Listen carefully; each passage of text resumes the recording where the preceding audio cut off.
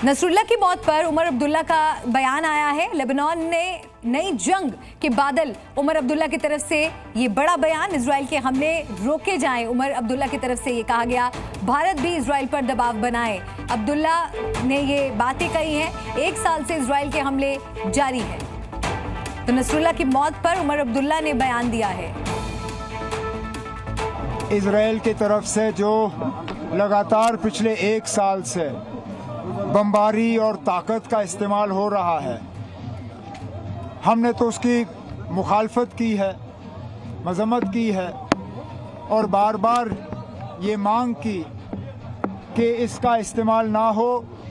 जो कल हुआ उसके बाद ऐसा लगता है जैसे पूरे क्षेत्र में अब जंग के बादल जो है नजर आ रहे हैं। हिजबुल्लाह, जिसे कई देशों ने आतंकी संगठन घोषित कर रखा था, सवाल यह है कि इस आतंकी संगठन के चीफ के मारे जाने पर कुछ सियासी दल सदमे में क्यों है। हिजबुल्लाह चीफ के मारे जाने पर महबूबा मुफ्ती ही नहीं, उमर अब्दुल्ला की पार्टी भी आंसू बहा रही है। महबूबा ने जहां मातम मनाते हुए आज प्रचार अभियान रोक दिया, तो वहीं कश्मीर के कई इलाकों में नसरुल्लाह की मौत पर प्रदर्शन हो रहे हैं। इजराइल की स्ट्राइक में हिजबुल्लाह चीफ नसरुल्लाह मारा गया।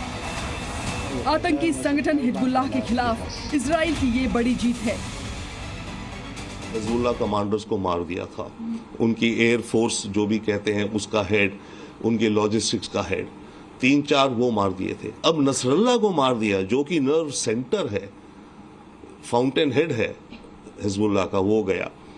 आज अभी एक इंटेलिजेंस का जो चीफ है उसको मार दिया है। तो आप समझ सकते हैं कि हिजबुल्लाह के जितने सीनियर कमांडर्स हैं वो सारे माने जा रहे हैं, तो लीडरशिप तो गायब हो गई। हिजबुल्लाह की मौत आतंकी मंसूबों पर एक बड़ी चोट है, लेकिन कश्मीर के कई राजनेता दुनिया के सबसे बड़े आतंकी की मौत पर मातम मना रहे हैं। नसरुल्लाह को शहीद का दर्जा देकर उसके लिए आंसू बहा रहे हैं। पीडीपी अध्यक्ष महबूबा मुफ्ती ने हिजबुल्लाह चीफ नसरुल्लाह को न सिर्फ शहीद बताया, साथ ही आज महबूबा ने चुनाव प्रचार रोकने का फैसला किया है। महबूबा ने ट्वीट किया, लेबनान और गाजा के शहीदों, खास तौर पर हसन नसरुल्लाह के साथ एकजुटता दिखाने के लिए मैं रविवार को अपना अभियान रद्द कर रही हूँ।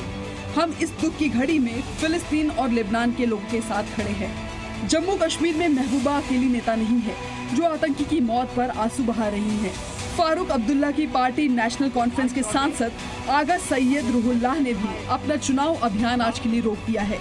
आतंकी से हमदर्दी को लेकर महबूबा मुफ्ती बीजेपी के निशाने पर आ गई है।